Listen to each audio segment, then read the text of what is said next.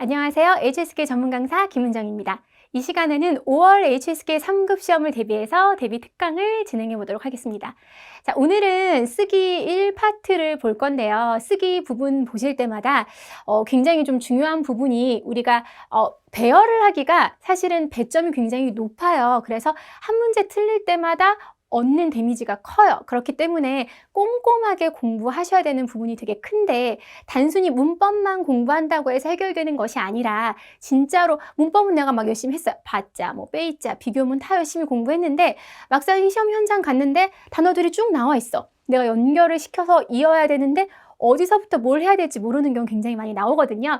게다가 아무래도 HSK 3급은 이제 HSK 처음 입문하는 과정 중에 하나이기 때문에 더 익숙하지 않을 수 있기 때문에 오늘 쓰기 일부분 그 풀이 과정을 중심으로 한번 강의 진행해 보도록 하겠습니다. 오늘의 적중 문제 살펴볼 거고요. 그리고 어떤 순서대로 문제를 풀어야 되는지 풀이 순서 체크하고 이 문제의 출제 의도가 뭐고 이러한 문제를 풀 때 어떤 전략으로 풀어야 되는지까지 확인하고 넘어가 보도록 하겠습니다. 오늘의 적중 문제 3개를 볼 건데요. 예를 들어서 71번 같은 경우에는 쭈에이, 난과, 저거, 뒤에 아는 단어부터 찾게 되죠. 그래서 이렇게 단어들이 이루어져 있고 72번 같은 경우 시 이런 게 나오는구나. 73번은 이렇게 단어가 많아지면 사실 우리가 막 문법을 공부를 해도 막상 이렇게 시험지를 딱 보면 어디서부터 뭘 해야 되는지 모르는 경우가 굉장히 많아요. 근데 가장 이제 3급 때부터 여러분들이 머릿속에 확 넣고 가야 되는 건 절대로 문장 제일 처음부터 찾으려고 하시면 안 된다는 거. 이건 제가 이제 누차 특강을 쓰기 파트 특강 진행할 때마다 드리는 말씀인데 우리가 이제 앞에 처음 시작할 때 나는 학교에 가 이러니까 나는부터 찾잖아요. 그렇게 되면 학교가 주어인 문장이 있을 수도 있고 나는이 주어인 문장이 있을 수 있고 학교에 가는 것은 쉽지 않은 일이다 해서 학교에 가는 게 주어일 수도 있는데 우리 마음대로 주어를 정하는 건 사실상은 적절치 못하거든요. 그래서 처음 시작부터 그냥 써내려가지 마시고 앞에 짝꿍부터 잡아야 된다라는 설명을 지금부터 드려보도록 할게요. 풀이 순서 확인합시다. 제시된 보기의 품사와 뜻을 살펴야 돼요. 이제 제시되어 있는 단어들이 있잖아요. 쪼에이, 난과, 저거, 티엔, 찌지에 이런 게 품사를 제가 먼저 썼어요. 그죠? 뜻이 아니라 우리가 품사를 먼저 알아야 돼요. 그러니까 무슨 얘기냐면 만약에 예를 들어서 쪼이 같은 경우에는 가장이라는 부사인 걸 알고 있잖아요. 그래서 가장 하오 좋아, 뭐 가장 까오 높아, 아니면 뭐 가장 낮아 이렇게 형용사가 같이 올 거다라는 건 알 수 있는데 난과가 이게 뭐야? 나 처음 보는 단어인데 그런데 남쪽할 때 남자가 일단 있고요. 과가 만약에 시과나 이런 과일들을 봤다면 난과가 그냥 과일이나 열매의 일종이면 명사겠구나라고 추정이 가능할 수 있다는 거예요. 그래서 사실상 쓰기 일부분의 어휘들을 살펴볼 때 추리력도 사실 좀 필요하거든요. 단어가 이걸 내가 호박으로 알건 수박으로 알건 사과로 알건 어쨌든 명사로 알면 우리는 그 문장을 배열할 수가 있다는 거예요. 그 자리에 넣으면 되니까. 저거 지시사랑 양사죠. 그럼 항상 그 뒤에 짝꿍이 뭔지 생각하시면서 가야 돼요. 뒤엔 달달하는 형용사. 찌지에가 비교적 3급에선 어려운 단어지만 그게 중요한 게 아니에요. 게 있으면 관형어라는 건 이제 이게 수식을 해주는 거예요. 그러니까 명사가 뒤에 온다라는 거죠. 더 뒤에는 명사. 오늘 몇 가지 중요한 포인트들 제가 설명해 드릴 거거든요.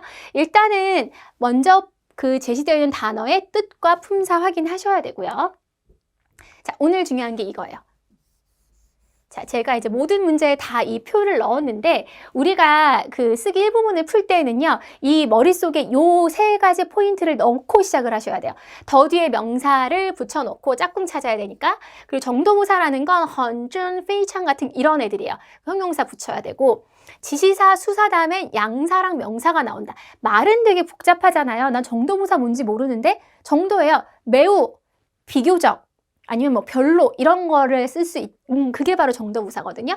지시사 양사도 말이 복잡해서 그렇지 저거란 이번슈 이런 식으로 가는 거란 말이에요. 그래서 이 상태의 짝꿍인 거를 요 3가지 패턴은 시험에 굉장히 많이 나오니까 내가 기억을 해야겠다 하시면서 더 뒤에 명사면 이 더 뒤에 제시되어 있는 것 중에 명사 난과밖에 없었으니까 붙여놓고 저거 다음에 양사 다음에 명사 온다 했는데 명사 이거 하나밖에 없으니까 얘 붙여놓고 정도부사 쭈이 다음에 tn 쓰면 끝났어요. 그쵸? 그러니까 되게 편하게 갈 수 있어요. 앞에서부터 말 만들면 뒤에 변수가 너무 많아요. 서로 짝꿍부터 지어야 된다라는 거 기억하고 가셔야 됩니다. 그래서 이제 세 번째 단계는 사실 얘는 길지 않은 문장이기 때문에 특별하게 기둥을 세우거나 할 필요는 없지만 주어부터 만들지 마시고요. 수로 먼저 기둥을 세워야 돼요. 그래서 가장 달대요. 그럼 뭐가 가장 달까? 这个季节的 이 계절의 난과가 가장 달아요 라고 해서 형용사 수러문이라는 거예요. 형용사 수러문이라는 용어는 몰라도 상관은 없어요. 그런데 보통은 3급에서는요 몰라도 상관없는데 내가 커피를 마신다.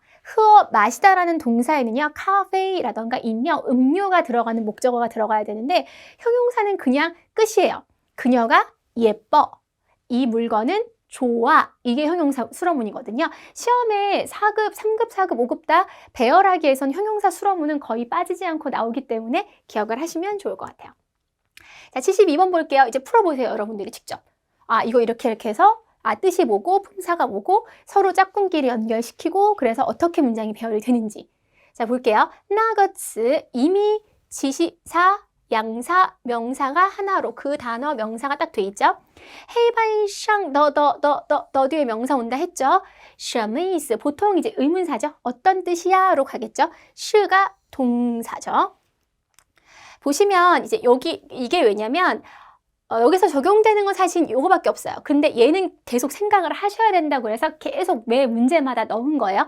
근데 이 세 가지 짝꿍 찾기 중에서 여기선 이거 하나만 적용이 되는 거죠. 그래서黑板上的那个词 이렇게 가는 거예요. 그 단어 이렇게 연결이 되는 거죠. 자, 수로로 기둥을 세우셔야 돼요. 무조건 수로로 시. 왜냐면 이게 앞에 오는지 저기 앞에 오는지 모르니까요. 근데 시동사는 A 이코르 B예요. A가 B와 같다. 그래서 연결이 될 수 있는 패턴인 거죠. 그래서 보시면 헤이반샹더 칠판 위에 그 단어는 무슨 뜻이야? 이렇게 가는 거. 제가 말씀드렸죠? 시를 기둥으로 세우면 양쪽에 딱 배치가 되는 거죠. 무슨 뜻이 칠판에 있는 단어야가 아니잖아요. 칠판에 있는 그 단어는 무슨 뜻이야? 이렇게 가는 거니까요. 그렇게 해서 배열해 주시면 딱 맞아 떨어지는 거예요. 자, 마지막 문제 보도록 할게요. 보시면 我们衣服没有和这件一样的店里 어려울 수 있어요. 지금 잠깐 멈춰놓고 한번 서로 짝꿍 만들어 가면서 문장 한번 배열해 보시고 강의 들으셔도 좋을 것 같아요. 우리라는 대명사예요. 그죠? 옷 명사죠. 没有 없다라는 동사, 별다른 동사가 없어요. 이게 부사라기보다는 여기선 없다라는 没有의 동사죠.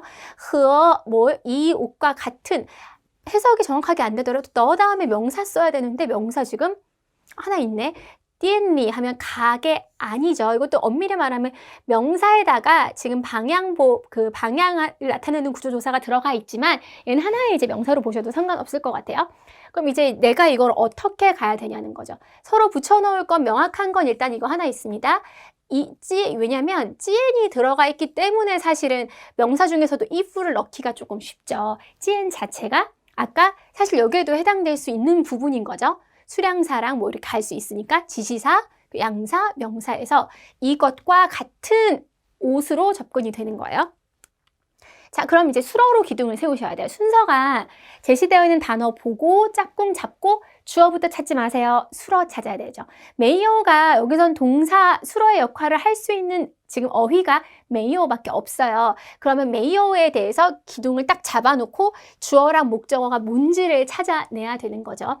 자, 보시면 제일 중요한 게 이제 남아있는 건 우리의 그 상점이고요. 그리고 이 옷이 있어요. 이것과 같은 옷. 근데 여기서 여러분이 앞에 슈가 A 이코르 B인 것처럼 여기에서의 요 메이어라는 이 동사가 굉장히 중요해요. 예를 들어서 제가 이제 HSK 가르칠 때 요가 무슨 뜻이에요? 라고 물어보면 있다라고 얘기하면 제가 틀리다라고 얘기를 해요. 요는 있다라고 해석하지 마시고 가지고 있다라고 해석을 하시는 게 적절해요. 나 남자친구 있다잖아요. 남자친구가 있다라는 게 아니라 내가 주어면 내가 남자친구를 가지고 있는 거죠. 나 차 있어. 내가 차를 가지고 있는 거죠.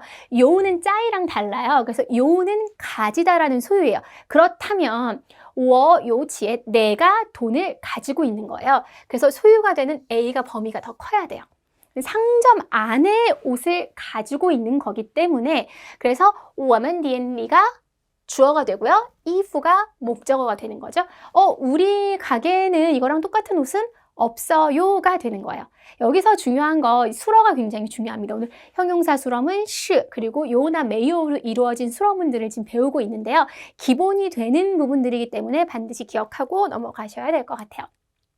자, 출제 의도랑 핵심 전략을 볼 겁니다. 오늘 제가 말씀드렸다시피 문장에서의 수러의 역할을 파악하는 게 오늘 강의의 핵심이었어요. 사실은 배열하기는 가장 중심이 되는 기둥이 수러입니다. 형용사 수러문이 나올 거고요. 그 다음에 동사 수러문은 당연히 나오겠죠. 동사를 잡아놓고 주어랑 목적어의 관계를 잘 연결시키는 것이 굉장히 중요하다라는 거. 더 뒤에 명사 넣는 거는 사실상은 그 문제를 푸는 순서에서 굉장히 중요한 거고요. 수러부터 찾는 거 형용사 수러문 시, 요, 메요 기억하시고 머릿속에 딱 넣으셨으면 좋겠어요. 일단 배열하기는 단어 먼저 분석하고 품사로 접근하고 짝꿍 이어지는 거 기억하시고요. 그리고 맥락에 따라서 문장을 만들 때 수러를 중심으로 만들어야 된다는 걸 기억을 하셔야지 3급, 4급, 5급까지 그 쓰기 1은 다 배열하기잖아요. 다 연결이 되기 때문에 3급에서 기초를 탄탄하게 잘 잡아두시면 4급, 5급까지 연결되어 있는 굉장히 중요한 내용들이었어요. 오늘 이거 정확하게 기억하시고 시험에서 좋은 결과 얻으시기를 바라겠습니다.